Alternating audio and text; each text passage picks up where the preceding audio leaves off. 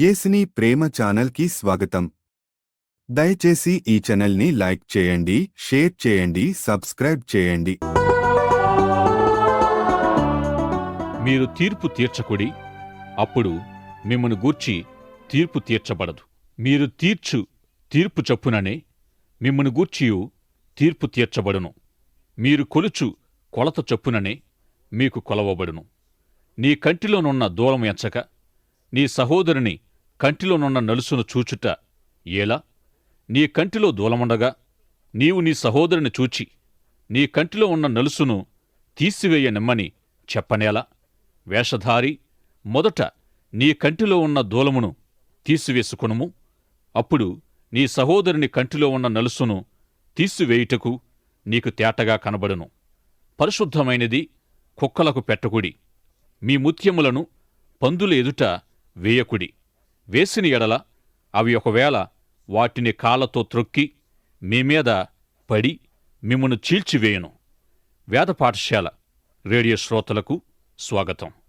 పరిశుద్ధ గ్రంథమంతటిని వరుసగా అధ్యయనం చేయు కార్యక్రమంలో భాగంగా ప్రస్తుతం మత్తయి సువార్తలోని 5, 6, 7 అధ్యాయాల్లో ఉన్న కొండమీద ప్రసంగమును ధ్యానించుచున్నాం. మనము చదువుకున్న వాక్య భాగము 7వ అధ్యాయములోని ప్రారంభ వచనాలు. ప్రపంచములోని మానవులు ఎదుర్కొంటున్న సమస్యలకు యేసుప్రభు చూపిన పరిష్కార మార్గం యొక్క ముగింపుకు మనం వచ్చి ఉన్నాం. ఒక యవనస్తుడు ఒక బండపై కూర్చుని ఉండగా ఒక మనుష్యుడు ఆ వీధిలో వస్తూ తన చేతిలో ఉన్న బైబిల్ను చూపుతూ క్రీస్తే సమాధానము, క్రీస్తే సమాధానము అని కేకలు వేశాడు. అప్పుడు ఆ యవనస్తుడు ఆ మనుషును చూచి, అయితే ప్రశ్న ఏమిటి అని అడిగాడు. ఎప్పుడైతే ప్రశ్న ఏమిటో తెలుస్తుందో, సమస్య ఏమిటో తెలుస్తుందో, అప్పుడు పరిష్కారము కొరకు, సమాధానము కొరకు మనం ప్రయత్నిస్తాం. యేసు ప్రభు కొండమీద ప్రసంగించినది ప్రశ్న గురించి, సమస్య గురించి. తరువాత వాటి పరిష్కారము, సమాధానం ఏమిటో తెలియజేశారు. మన ఉద్దేశముల గురించి పరిశుద్ధాత్మ ద్వారా ప్రభువునందు విశ్వాసముచ్చుటబట్టి సరి అయిన ఉద్దేశ్యములను అనుభవంలోనికి తెచ్చుట గురించి ప్రభు బోధించారు. సంబంధ విషయాల్లో నీతి ఎలా కలిగి ఉండాలో వివరించారు. శిష్యుడు పొందవలసిన ఉన్నతమైన శిక్షణ గురించి బోధించారు. తిన్నని విలువలను శిష్యులు ఎలా కలిగి ఉండాలో వివరించారు. మత్తయి సువార్త 6వ అధ్యాయము చివరి భాగములో విలువలను గురించిన అద్భుతమైన బోధ కలదు. ఈ విషయాన్ని నేను క్లుప్తంగా వివరించాను. ఈ విషయమై మరెక్కువగా తెలుసుకోవాలని ఆసక్తి కలిగినవారు మత్తయి సువార్త 6వ అధ్యాయము 19 నుండి 24 వరకు చదవండి. కొండమీద ప్రసంగము చివరి భాగములో దేవుని దృష్టిలో విలువైనవి వేవో తెలియజేశారు. కాబట్టి మీరు ఆయన రాజ్యమును, నీతిని మొదట వెదుకుడి, అప్పుడవన్నీయు మీకనుగ్రహించబడను. మత్తయి సువార్త 6వ అధ్యాయములో మనము దేవునికి విలువైనవి కలిగి ఉన్నామో లేదో తెలుసుకొనగలుగుటకు ప్రభు సహాయం చేశారు. మన విలువలు తెలుసుకొనుటకు మన ఉద్దేశాలు మొదట తెలుసుకోవాలి.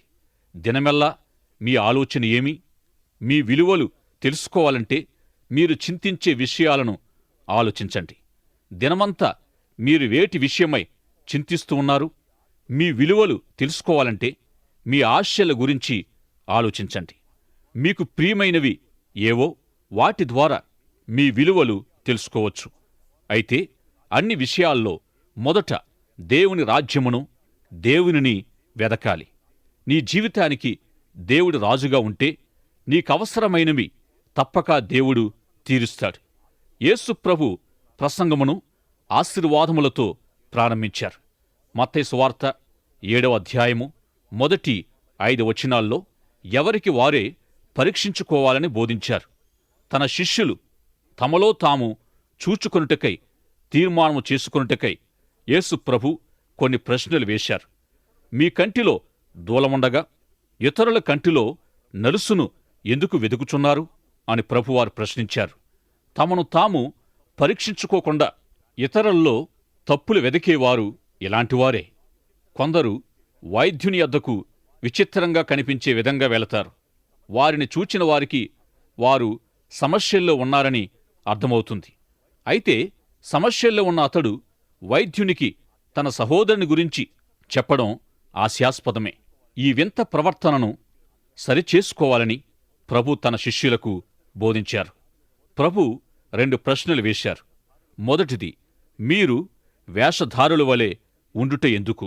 రెండవ ప్రశ్న, మీ కంటిలో దూలముండగా ఎదుటివారి కంటిలోని నలుసును ఎలాగూ తీయగలరు? కంటిలోని నలుసును తీసివేయుటకు మనము తగిన ప్రయత్నం చేస్తాం. మరి కంటిలో దూలమున్నప్పుడు తీయడానికి ప్రయత్నించకుండానే ఇతరుల కంటిలో నలుసును వెదికే ప్రయత్నం చేయడం వివేకమా? వేషధారులారా, మీ కంటిలో ఉన్న దూలమును మీరు తీసివేసుకొనుని ఎడల చక్కగా చూడగలరు. అప్పుడు ఎదుటివారి కంటిలో నలుసును సులభంగా తీసివేయగలరని ప్రభు తెలిపారు. మత్తయి సువార్త 5వ అధ్యాయములో దేవుని సన్నిధిలో ప్రార్థించుటకు వచ్చినప్పుడు మొదట నీ సహోదరునితో సమాధానపడి తరువాత దేవుని యొద్దకు రమ్మని ప్రభువారు చెప్పారు. అయితే ఈ వాక్య భాగములో మొదట నీ కంటిని గూర్చి తర్వాత నీ సహోదరుని కంటిని గూర్చి అని ప్రభువారు తెలియజేశారు.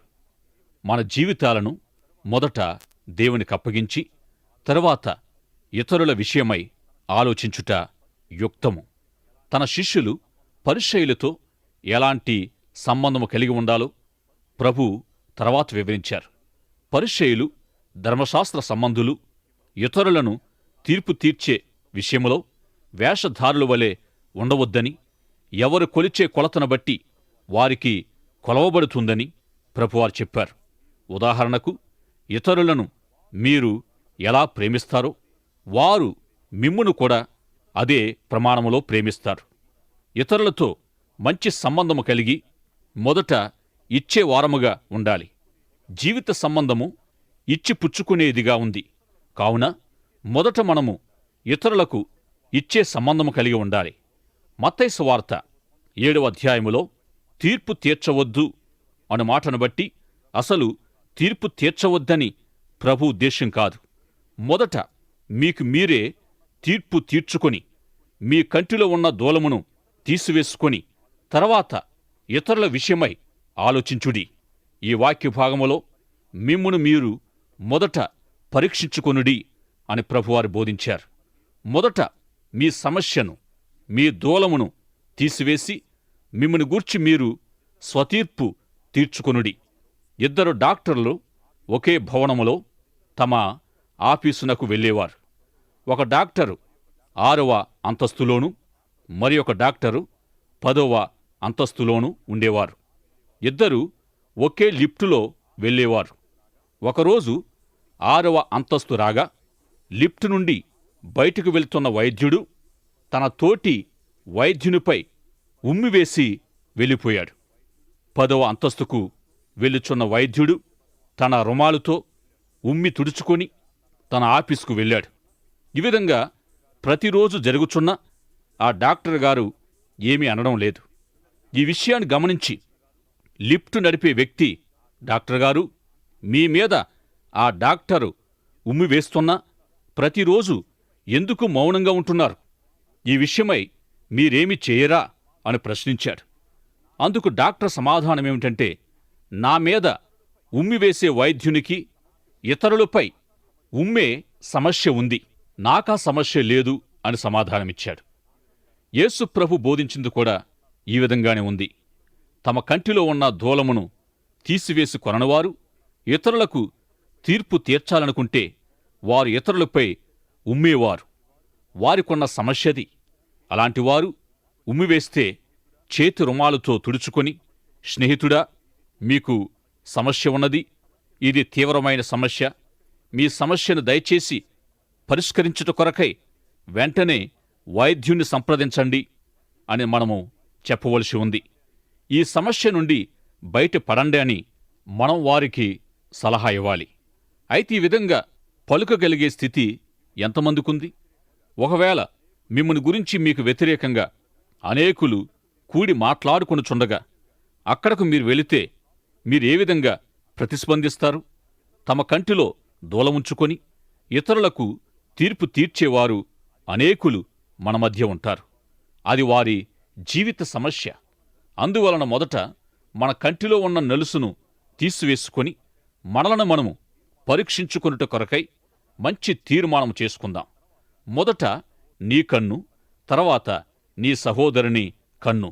ఈ మంచి తీర్మానము మనము తీసుకొనవలెనని చెప్పి ప్రభు ముగించారు. మత్తయి సువార్త 7వ అధ్యాయము 7వ వచనం నుండి 11వ వచనం వరకు ఈ విధంగా వ్రాయబడి ఉంది. అరుగుడి మీకియ్యబడును, వెదకుడి మీకు దొరకును, తట్టుడి మీకు తీయబడును. అడుగు ప్రతివాడును పొందును, వెదకువానికి దొరకును, తట్టువానికి తీయబడును. మీరు చెడ్డవారయుండియు మీ పిల్లలకు మంచి ఈవుల నియ్య నెరిగి ఉండగా పరలోకమందున మీ తండ్రి తన్నడుగువారికి అంతకంటే ఎంతో నిశ్చయముగా ఇచ్చును. పరలోకం వైపు చూడవలెనని ప్రభువారు కోరుచూ ఉన్నారు. ఎడతెగక అడుగుచూ, వెదకుచూ, తట్టుచూ తన శిష్యులు ఉండాలని ప్రభువారు కోరుతూ ఉన్నారు. అడుగువారు పొందునట్లు, వెదకువారు కనుగొనునట్లు, తట్టువారికి ప్రభు తను తానే ప్రత్యక్షపరుచుకునివాడు. యేసు ప్రభు అనుగ్రహించు జవాబులో భాగంగా ఉండుటకై పరలోకం వైపు చూడాలి. మత్తయి సువార్త 7వ అధ్యాయము 12వ వచనములో ఎంతో విలువైన సూత్రమును యేసు ప్రభువారు పలికారు. మన చుట్టూ చూచేవారముగా ఉండవలెనని ప్రభువారి కోరిక. 13వ వచనములో ప్రభు గొప్ప ఆహ్వానమిచ్చారు. కొండ దిగువన ఉన్నవారు తెల్లవారేమి, నల్లవారేమి, యూదులేమి, అన్యులేమి, అట్టివారి సమస్యలను పరిష్కరించుటకు శిష్యులు ఏ విధంగా ఉండాలో ప్రభువారు బోధించి ఉన్నారు. మనుషులు మనకు ఏమి చేయాలని మనము కోరుకుంటామో ఆ విధంగా మనము వారికి మొదట చేసేవారమై ఉండాలి. ప్రవక్తలను, ధర్మశాస్త్రమును ఈ విషయాన్ని తెలియజేస్తుంది. మనకు ఎదుటివారు ఏమి చేయాలని కోరుకుంటామో వారికి అదే మనము చేయాలి. విలువైన సూత్రమును మన జీవితంలో మనము పాటించగలిగిన అనేక సమస్యలు పరిష్కారమవుతాయి. భర్త భార్య స్థానములో నుండి, తండ్రి పిల్లల స్థానములో నుండి ఆలోచించి కుటుంబ వ్యవహారాలు చక్కబెట్టుకోవచ్చు. ప్రశ్నకు సమాధానము నీకు దొరికిన ఎడల నీవు దానిని చేయవలెను. సమాజములోని సంబంధాలు పరస్పరమైనవి కావున ఒకరినొకరు సరిగా అర్థం చేసుకొని అర్థవంతమైన జీవితమును గడుపుటకు ఈ సూత్రము ఎంతగానో ఉపకరిస్తుంది. జాతుల మధ్య, దేశాల మధ్య ఉన్న వైషమ్యాలకు జవాబు ఈ సూత్రమే.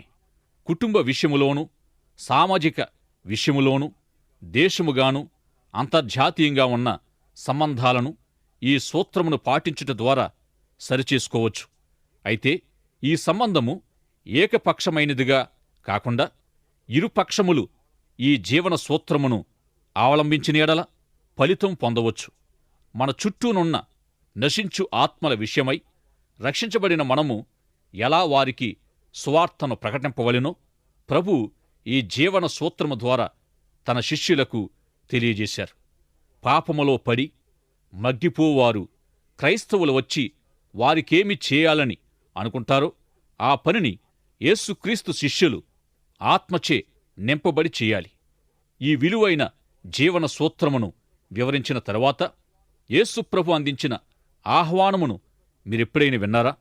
యేసుప్రభు మొదటి సందేశమును ప్రారంభించినప్పుడు తన శిష్యుల ఎదుట ఉంచిన సవాలు ఏమిటంటే, మీరు ఎక్కడ ఉన్నారు? మీరు ఎక్కడ ఉన్నారు?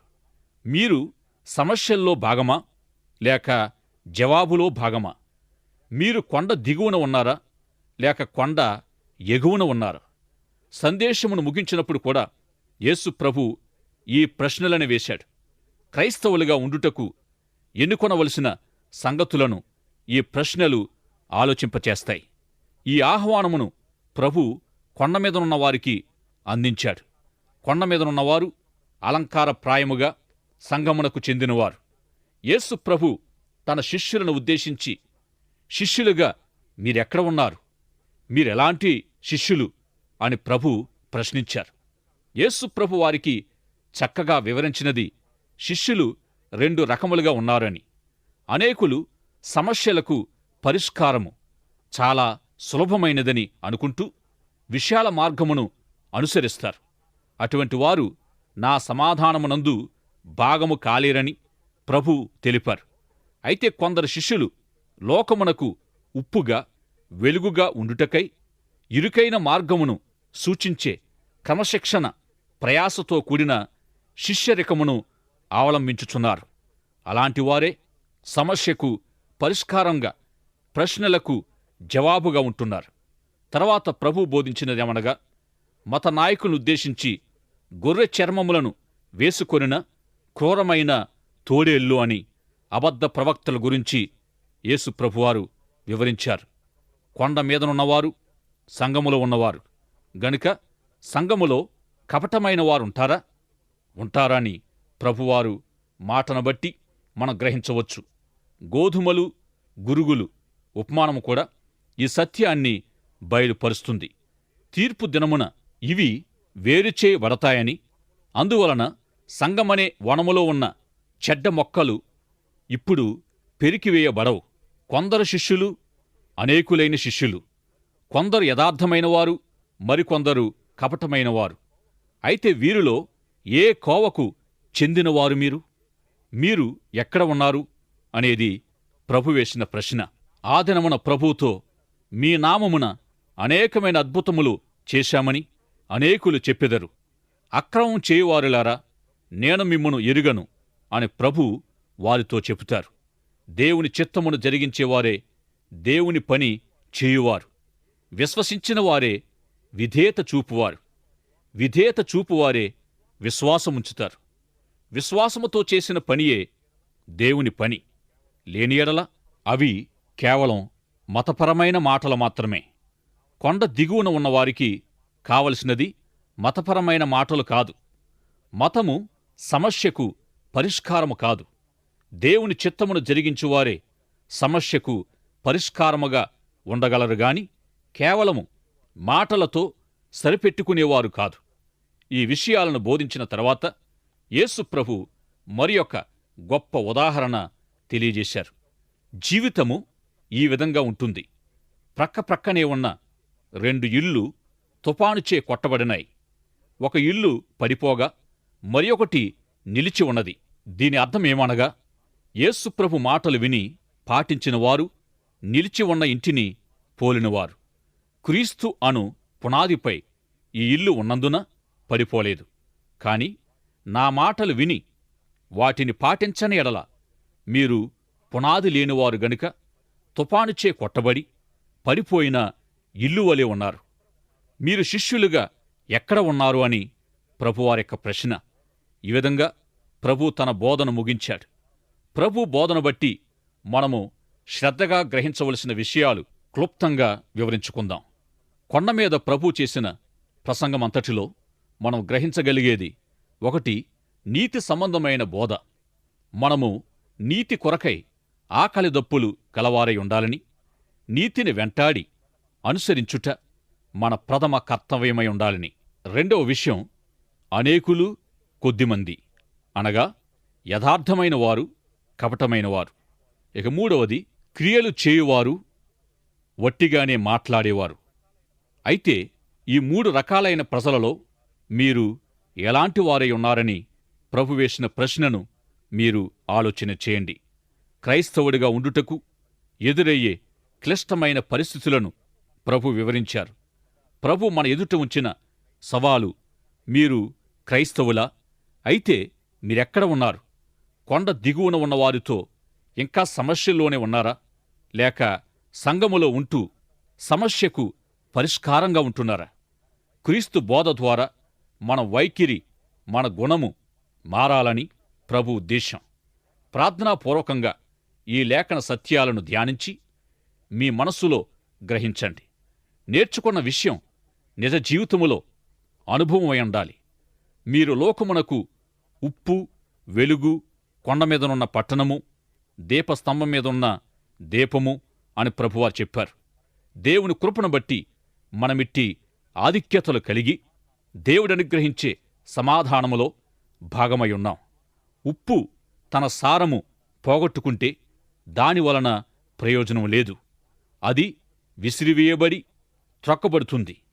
ప్రభు వివరించిన విలువైన ఆత్మీయ విషయాలను ఈ 3 అధ్యాయాల్లో మనము ధ్యానించి ప్రభువు కోరే నీతి కలిగి అందరితో సరియైన సంబంధం గలవారమై ఉండుటకు మనలను మనమే ప్రశ్నించుకుందాం. నీ సహోదరునితో, నీ వివాహ భాగస్వామితో, నీ పొరుగువానితో, నీ శత్రువునితో, నీ ప్రతివాదితో, నీవు పనిచేయు నీ తోటివానితో నీ సంబంధము ఎలా ఉంది? దేవుని కృపను కలిగి నీతో సంబంధమున్న వీరందరితో నీవు నీతిని పాటిస్తున్నావా? మీ విశ్వాస జీవితములో తిన్నని విలువలు క్రీస్తునద్ద నుండి నేర్చుకుంటూ గృహ నిర్వాహకత్వములోను, ప్రార్థనయందును, ఉపవాసమందును పరలోకం వైపు మీరు చూస్తున్నారా? మీ జీవిత విలువలు ఏమిటి? మత్తయి సువార్త 6వ అధ్యాయము 19 నుండి 34 వరకు ప్రభు వేసిన 20 ప్రశ్నలను బట్టి నీ విలువ ఏమిటో ప్రభు తెలుపుతూ ఉన్నారు. కొండమీద ప్రసంగము చివరి అధ్యాయమును బట్టి మిమ్ముని మీరు ప్రశ్నించుకోవలసినదేమనగా, నా కంటిలో ఉన్న దూలమును తీసివేసుకొని ఉన్నానా?